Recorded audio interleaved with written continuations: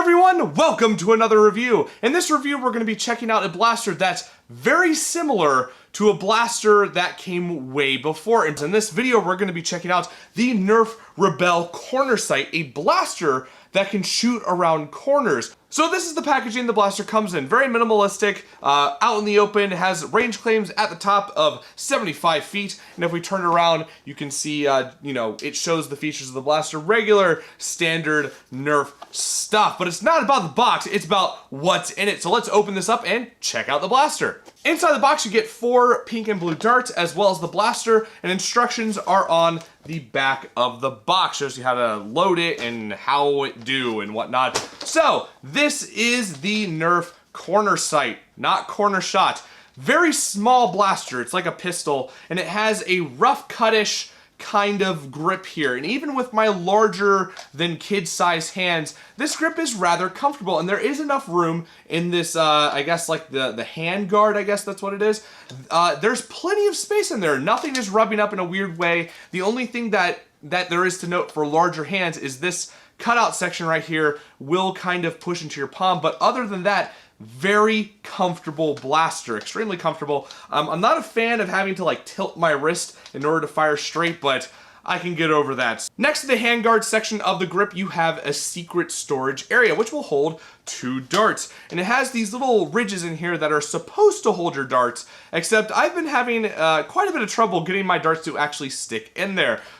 For example, there you go, just like that. But it will hold on to some darts, but not very well. But you can put them in there and then close this up and it kind of snaps into place. And you have a secret place to get some darts if you're in the middle of battle and need a quick reload. But it only holds 2, so you'll only fill up half your blaster. But hey, it's secret storage and something that's kind of useful. In front of the grip, you have a mirror, which is on both sides of the blaster, and 1 tack rail up at the top. You have 4 barrels right here, and your priming bar is at the top. It's a really small priming thing, but it's also very comfortable to do. The priming feels solid. The trigger pull is especially very solid. There's a little bit of stiffness before it collapses in and fires off the blaster. So the way you use this is you load your 4 darts up at the front, and this has a smart AR system in it, so it only fires 1 dart at a time, and it will only fire the barrels that are loaded in a certain sequence. So if you load 1 right here and 1 down here, it will shoot this one before that one. A smart AR system, it's been around for a little while. So once you have your darts loaded and you've worked your way up to a corner that you want to peek around, you just break the blaster to the side. You can also do it to this side. It works both ways. And you peek at the mirror, which is at a 45-degree angle, and you find your target, you prime your blaster, and you fire off just like that. Now, one thing to note about these mirrors, they don't show what you're seeing in like a regular mirror way. They make things look wavy and wobbly. I'm not sure what that is. It's probably because it's like a cheap chrome sticker. But your targets or whatever you're shooting at or whatever you're looking at for that matter is going to be wavy and wobbly. So you might have to trial and error your blaster a bit to figure out the quirks of it. And also you might not actually be able to perfectly locate your target if it's a kind of a bushy area or there's a lot of clutter around, because this mirror won't get all that detail in there. I think that's the best way I can describe it is, since it's not a real mirror, don't expect it to function like a real mirror. You're gonna have to kind of work around the cheap plasticky stickery this is totally a sticker. This weird sticker-like thing in order to get your blaster to work the way it should. So very simple blaster. There's really not a lot going on here, but let's take this outside and put it to the ultimate test of seeing if I can actually hit something from like 30 feet or so, and we'll put it through the chronograph to see how well it is shooting. So let's go outside and check this thing out in some more detail.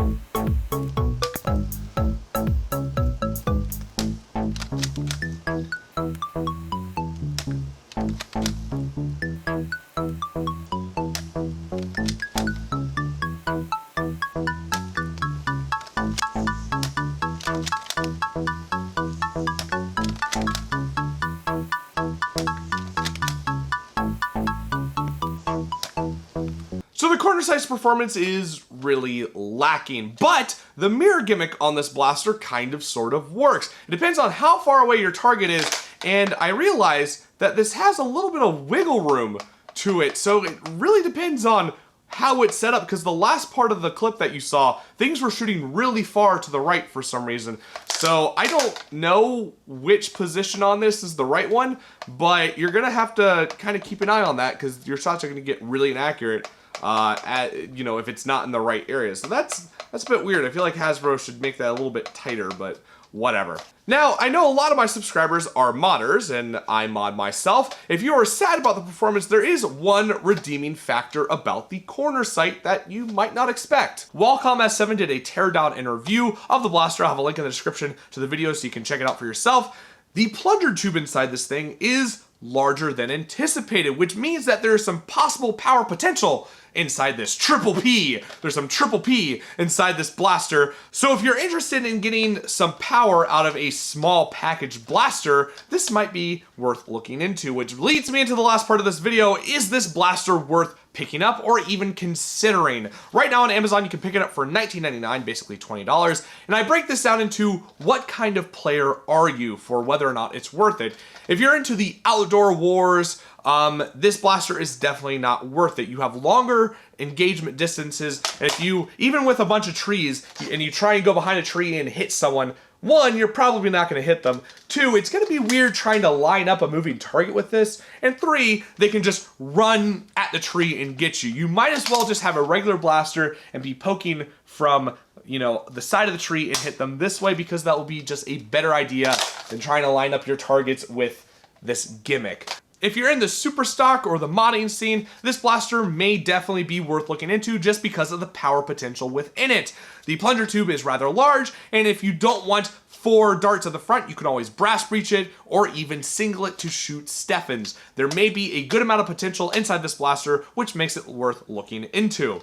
If you're the type of person who likes to have indoor Nerf wars with your kids, where the engagement distances are closer, I would say this blaster is definitely worth looking into. It doesn't get power, but for closer ranges, I think it would work really well, especially if you're getting it for the person who likes really gimmicky blasters. They like to have quirks with their blasters, or they like futuristic-y kind of gadget feels. This feels like a James Bond gadget, where you can shoot around the corners where the bad guys can't get you.